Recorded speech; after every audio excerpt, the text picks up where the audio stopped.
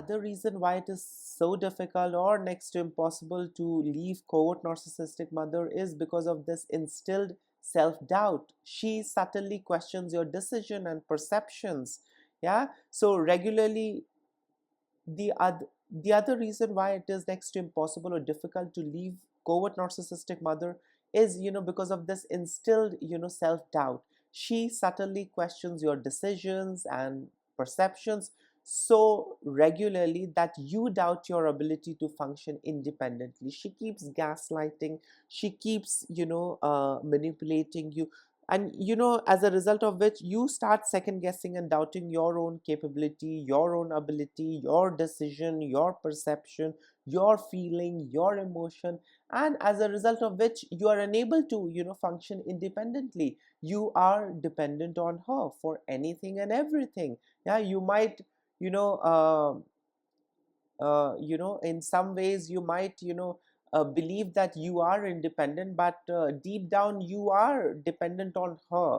Yeah, I mean, I have seen cases where kids pretend that they are now independent, but somewhere or the other they are enmeshed, somewhere or the other they are trauma bonded, somewhere or the other they are codependent on their covert narcissistic mothers. And this is because of that prolonged exposure to regular and rigorous gaslighting that these covert narcissistic mothers do with their kids.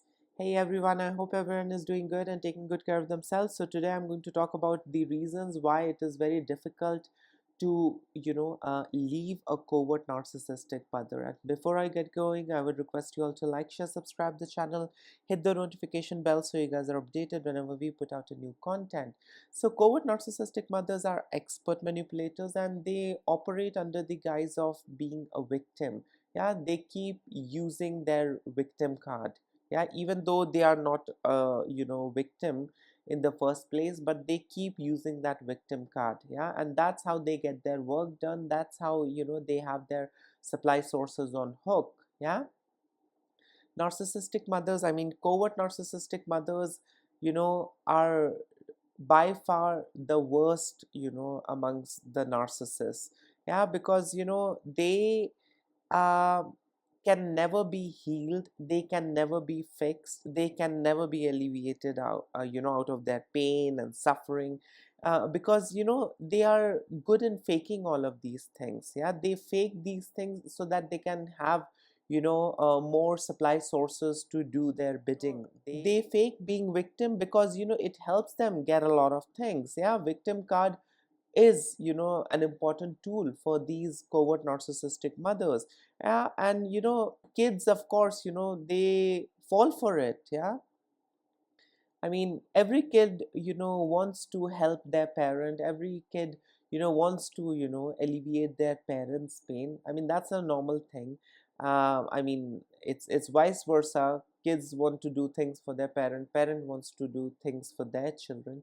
But in a narcissistic family, if you're dealing with covert narcissistic mother, it's just one way. She will do the bare minimum, she will do the basics that every parent is expected to do, and then she's going to parentify you, she's going to guilt trip you, she's going to manipulate you, and all of it is basically to put you in the role of her rescuer.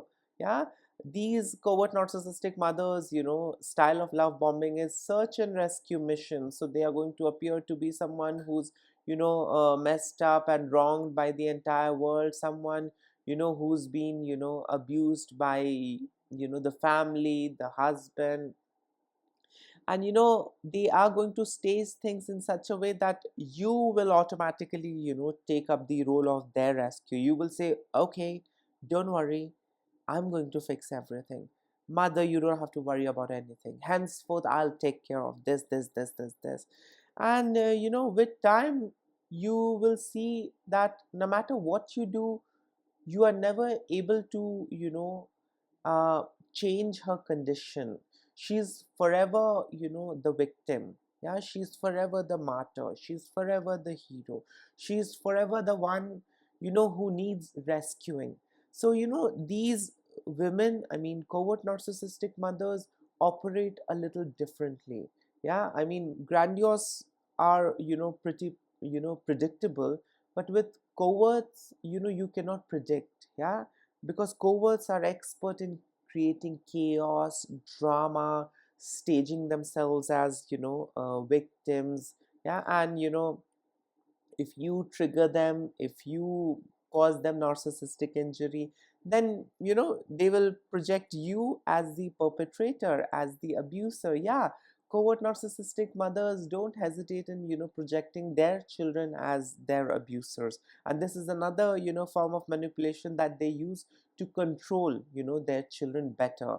Yeah, whenever they see that the kid is going off hook, whenever they see that the kid is trying to be independent, whenever they see that the kid is saying no, the kid is asking a lot of questions, that is the time she's going to summon her flying monkey. She's going to summon her enablers, and then she's going to do a number on you. All of those folks are going to gaslight you, emotionally torment you, and then she's going to project you as the difficult one. She's going to project you as the bad one, ungrateful child, selfish child, mean child, a child who who keeps creating problems, and she keeps suffering because of you. So these covert narcissistic mothers are by far, according to me, the worst. I mean, I also had a covert narcissistic mother, and I can testify that covert narcissistic mothers are the worst amongst the narcissists. Yeah.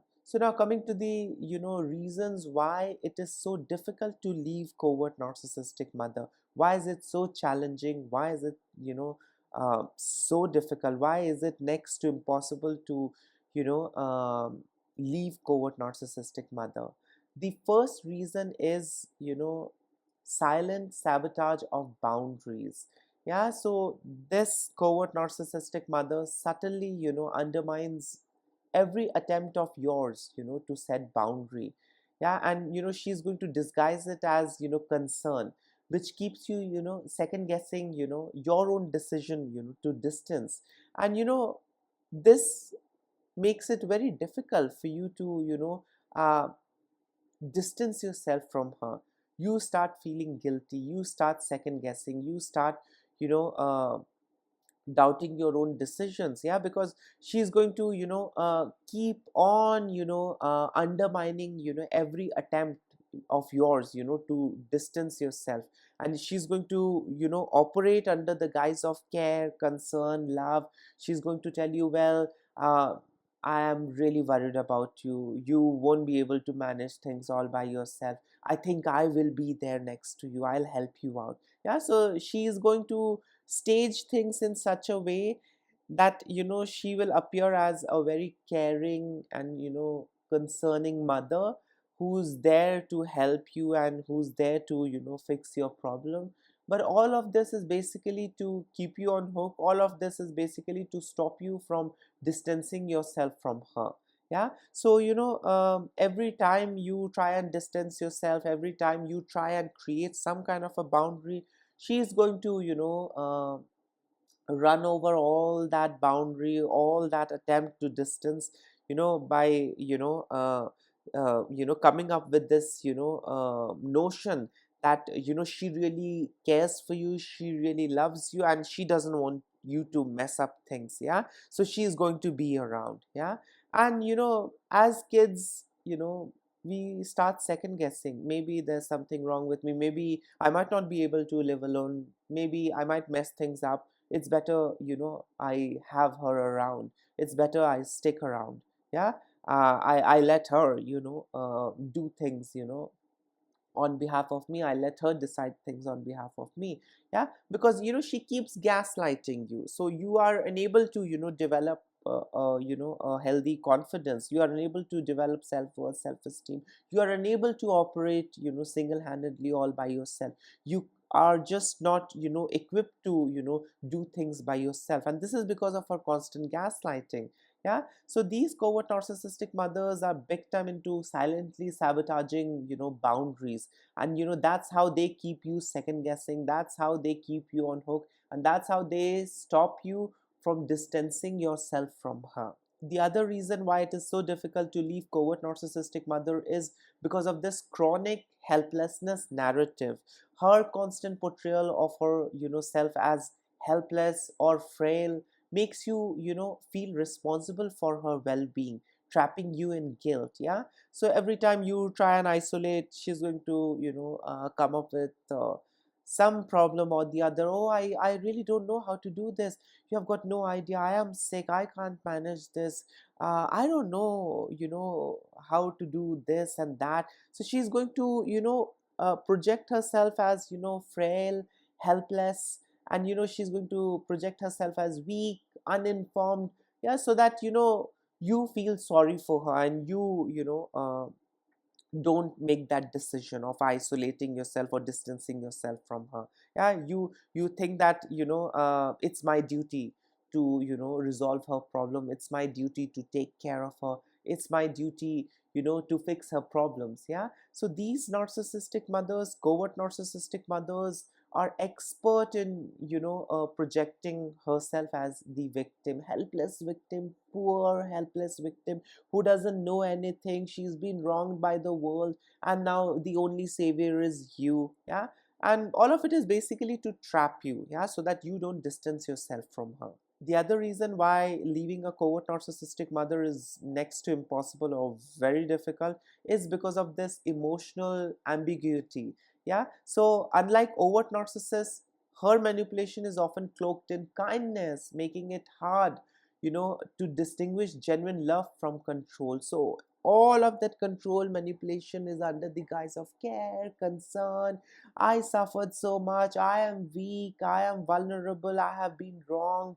I am, needy. So, the kid automatically, takes up the role of a rescuer. Yeah, the kid is unable to, see that, all that love and care and concern is, just plain simple manipulation and control. The kid is unable to see through. Yeah, because of that guise, because of all that, fake stories, all those acting, all those chaos and drama, all those sob stories. The kid is simply confused. The kid is unable to see through, and the kid is unable to, understand that, all of this is a form of control rather than love, care, concern, and kindness. The other reason why it is so difficult or next to impossible to leave covert narcissistic mother is because of this instilled self-doubt. She subtly questions your decision and perceptions. Yeah. So regularly, the other reason why it is next to impossible or difficult to leave covert narcissistic mother is, because of this instilled, self-doubt. She subtly questions your decisions and perceptions so regularly that you doubt your ability to function independently. She keeps gaslighting. She keeps, manipulating you, and, as a result of which you start second guessing and doubting your own capability, your own ability, your decision, your perception, your feeling, your emotion. And as a result of which you are unable to, function independently. You are dependent on her for anything and everything. Yeah, you might, you know in some ways you might, believe that you are independent, but deep down you are dependent on her. Yeah, I mean, I have seen cases where kids, pretend that they are now independent, but somewhere or the other they are enmeshed. Somewhere or the other they are trauma bonded. Somewhere or the other they are codependent on their covert narcissistic mothers, and this is because of that, prolonged, exposure to, regular and rigorous, gaslighting that these covert narcissistic mothers do, with their kids. The other reason why leaving a covert narcissistic mother can be very challenging is, because of this mastery of good mother persona. So publicly she is the ideal mother. Yeah, which isolates you further and leaves you feeling unsupported by others. Yeah, so she has her gang, she has her ecosystem where she is, the crown princess. She is the one who suffered a lot. She's the one, who did, anything and everything just for the sake of you. So she's got that good mother persona, plus her ecosystem is there to support her, whitewash her bad stuff, enable her. The entire ecosystem worships her. The ecosystem is not going to stand up with you. The ecosystem is not going to validate your experience. The ecosystem is not going to listen to you if you are complaining about your covert narcissistic mother. So all of this makes you feel unsupported. Yeah, and you feel that I'll be left out, I will have nothing. Yeah, if I leave my covert narcissistic mother, everyone is going to leave me. Yeah, and that's because the kind of persona that she projects, the kind of persona that she has created over time. Yeah, plus her entire ecosystem, her golden child, her flying monkeys, her enablers. So none of them are going to be there with you, and it's almost like being on alone on an island. Yeah, so you really don't want to experience that. You don't want to be left alone. You don't want to be isolated from the entire pack or community. Yeah, but you need to understand that pack, that community, that family is hers. Yeah, and she's the queen, she's the manipulator, she's the controller. Yeah, that circus belongs to her. So you will never be able to be yourself. You will never be able to live life on your own terms if you are a part of that circle. Yeah, so if you leave her, you will automatically leave the circle. That circle is also going to distance from you. That entire circus is going to throw you out. Yeah, that entire circus is going to abandon you as well. Yeah, so if you are going to abandon her, if you are going to leave her, that circus, that circle is going to abandon you. Yeah, so you need to have this understanding that that circle, all those connections and contacts is no good. Yeah, because they are enabling her, they are supporting her. They are never going to understand, see, or validate your side of story. Yeah, they are never going to stand up with you against her. Yeah, so the best thing is leave her, and leave her entire circus and circle. Yeah, because if you leave her, all of those circus animals, all of those circle members are going to keep reaching out to you. They're going to keep on guilt tripping you, they're going to keep on manipulating you, and they are going to do anything and everything in their capacity to send you back to her. Yeah, so don't fear losing all that family connection, and that circus and that circle. Yeah, because she's the ringleader. Yeah, so you cannot just leave her and have relationship with the others. Yeah, everyone is going to abandon you, everyone is going to leave you, or they are going to torment you. So leave the entire circus. Yeah, and the last reason why it is very difficult or next to impossible to leave covert narcissistic mother is because of this carefully timed vulnerability. So whenever you distance yourself, she shares just enough vulnerability to pull you back. Yeah, using her suffering as a chain.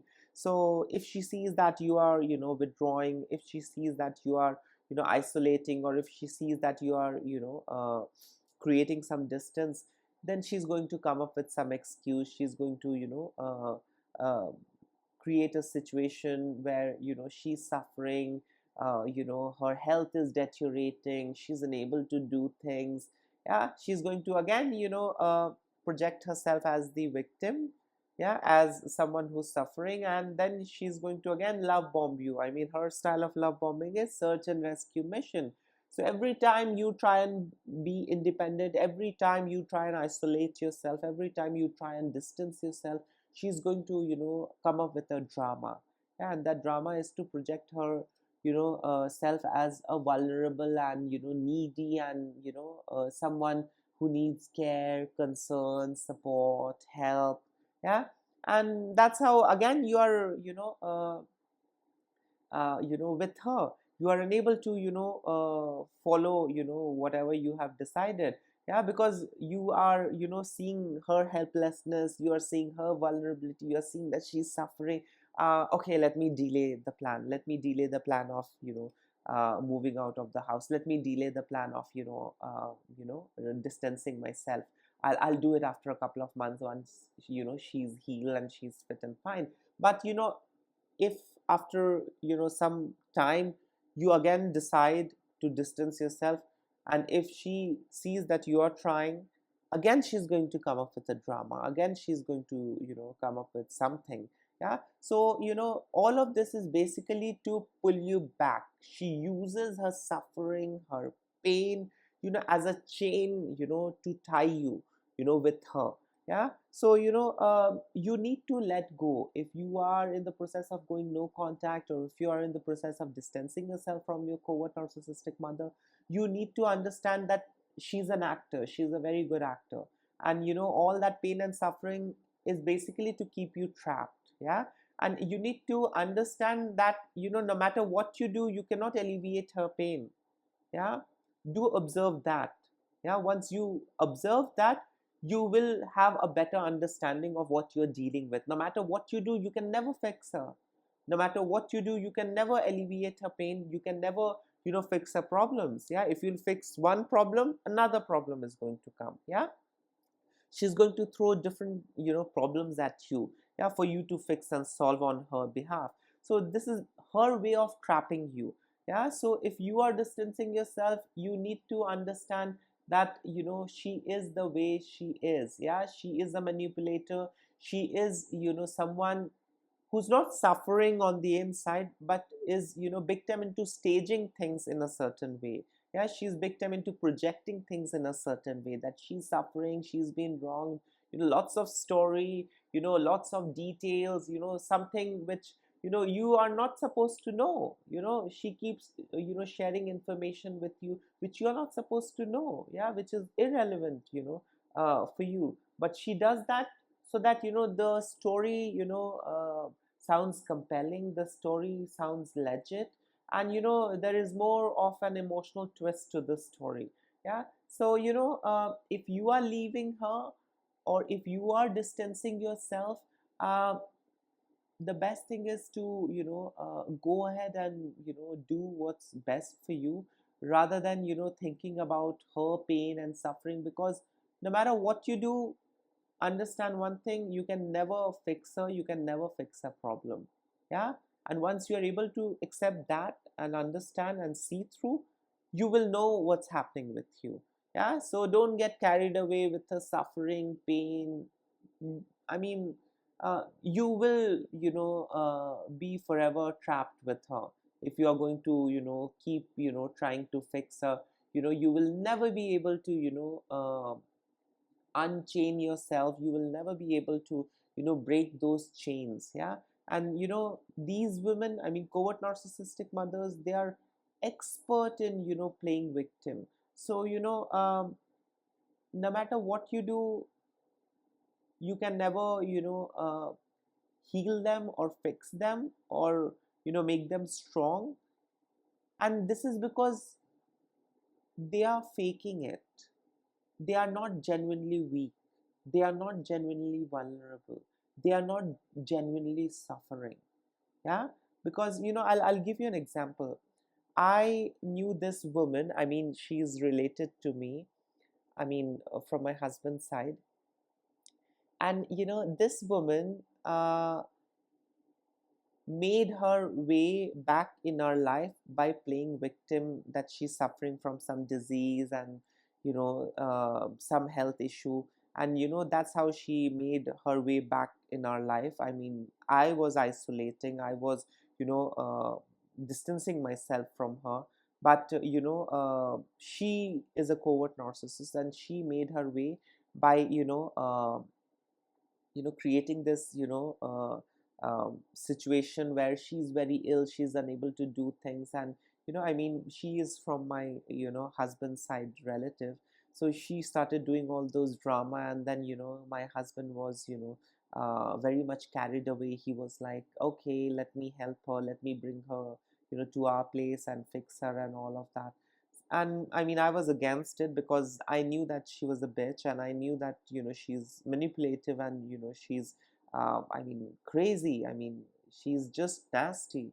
But I mean, my husband said that no, I'll go and help her, and he brought her. And the moment she landed, the moment she came to a place, she was pretending to be sick. Oh, I can't walk, I need to go to a doctor, and this and that. And my husband was like super excited that I'm going to take her to the best doctor, I'm going to do this and do that. And I was like, I mean, okay, I mean, I mean, it's okay. I mean, it's just a couple of days. The next day, this woman seemed absolutely okay, fit, and fine. I mean, during the breakfast, I served breakfast and she was there. And, all of a sudden, my husband started, talking about some distant relative and how bad they were. And, to tell you, I mean, surprisingly, the moment my husband started the conversation about, so and so relative, she started engaging in the conversation and she started bitching about that relative. And, you know, it was literally a big shock for me. She was sounding and she was behaving perfectly fit and fine. She was no more like, oh, I can't walk, I can't do this. She was absolutely fine. I mean, she was fit, perfect. She was bitching, abusing them. She was talking ill about them, and all of those things. I mean, and how those distant relatives hurt her, and they mistreated her. And I was like literally shocked. I mean, we were having breakfast on the dining table, so from underneath, I pinched my husband, and then he looked at me. And then I also looked at him, and then he got the message, what I wanted to pass across. And I was silent. I was just you can say it was like an entertainment for me, her behaving absolutely fit and fine.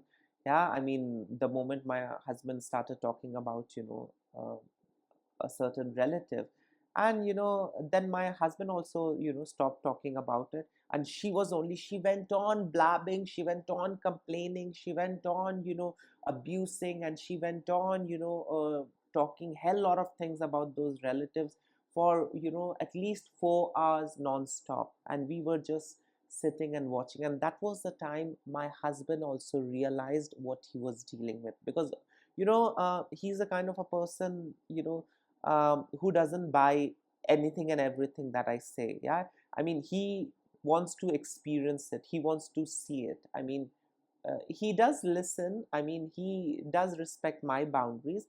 But until unless he doesn't see it and experience it and witnesses it first, for until unless he doesn't witness it and experiences it firsthand, he doesn't agree to it 100%. Yeah, so I had been telling him about this relative that she's covert narcissist, but he was like, maybe, may not be, or maybe she's generally suffering. But the kind of thing he witnessed on the table that morning, he had this a realization that she's not a victim, she is a covert narcissist. And I could see from that day onwards, his way of communicating with her, his way of dealing with her changed. Yeah. And I could see that she was not sick, and he could also see that she was not sick. Yeah. But anyways, I mean, for the sake of formality, I mean, he had brought her to a place. So he took her to the doctor, got the test done, and everything was good and fine. Doctors said that she has no problem, no health condition, nothing. And the doctors prescribed her some sleeping medications, anxiety medications, and that's it. Yeah, so there was no problem. But the way how she trapped my husband into bringing her to a place was that she's on the deathbed, she's about to die. And she's serious, and nobody in her area, no doctor in her area, in her locality can treat her. Yeah, she has to be flown to our city, to our place, and only then she can be treated. Yeah, she can be saved. But anyways, it was a learning lesson for my husband. He learned.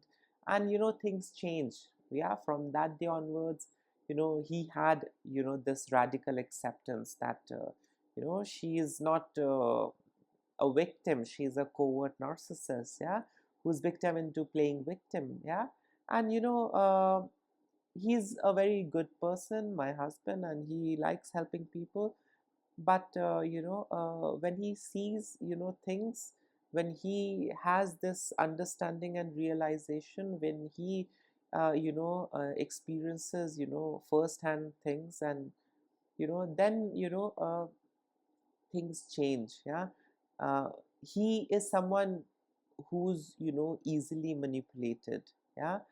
He's been victim of manipulation in the past by his family.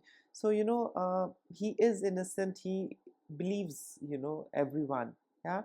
And he's very emotional, so it makes you know things all the more difficult, yeah. He's unable to see things through until unless he's not hurt, until unless he's not abused, exploited, until unless his boundaries are not violated. He tends to keep doing things, yeah.